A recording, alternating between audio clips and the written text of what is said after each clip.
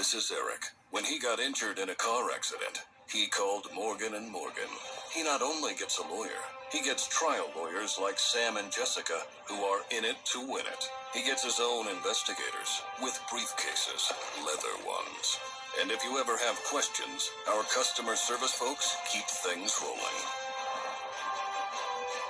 Injured? We're your army. Morgan & Morgan, America's largest injury law firm. A truck weighs 20 times more than a typical car. These are big-time accidents. There's no such thing as a fender bender. So when you're involved in a trucking accident, these cases got to be handled much differently. At Fair & Farah, we have a whole department that handles nothing but trucking cases. They live and breathe it.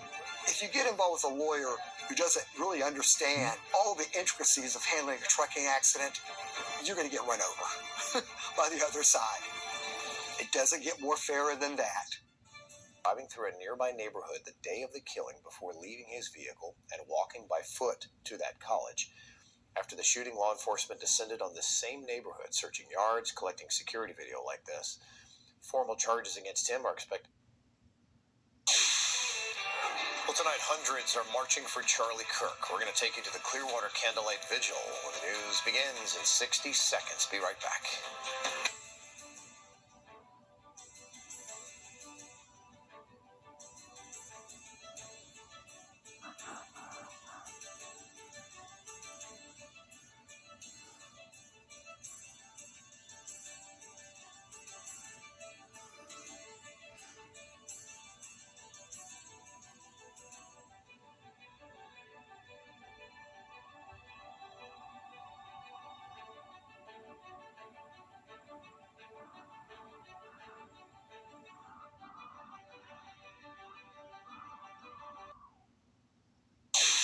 We do believe that every human being needs to be treated with dignity. That is right now at 10 prayer groups across the state coming together to voice their concerns about migrant detention centers in Florida, why they're pushing for them to be shut down and the migrants released. Health insurance premiums, you may not want to look. They're expected to skyrocket. What's behind the rise in insurance prices and how it's going to impact our American families? You're watching Fox 13, and the 10 o'clock news starts now. Good evening and welcome here tonight. I'm Mark Wilson in for Lloyd and Briona. Tonight in Clearwater, first at 10, we've got hundreds of people showing up for support of the late political activist Charlie Kirk. This happened this evening. A candlelight vigil started with a prayer, and then as a large group walked over the Clearwater Causeway with candles, those joined in with flags and signs, all showing their solidarity with the Kirk family. Meantime, memorial plans in remembrance of Charlie Kirk have been announced. His organization, Turning Point USA, plans to hold a public memorial service on Sunday, this coming Sunday, September 21st, at State Farm Stadium in Arizona. That's a big venue, obviously. It can seat more than 60,000 people. Those interested in attending can register online. The event is first come, first served. And we have been told that President Trump, Vice President J.D. Vance, and Secretary of State Marco Rubio are all expected to be there. Meantime, fundraising efforts for Kirk's family is now breaking records. Platforms who receive these donations say they've seen more than $2.8 million raised for his family and the memorial efforts. Charlie leaves behind a wife and 2 young children.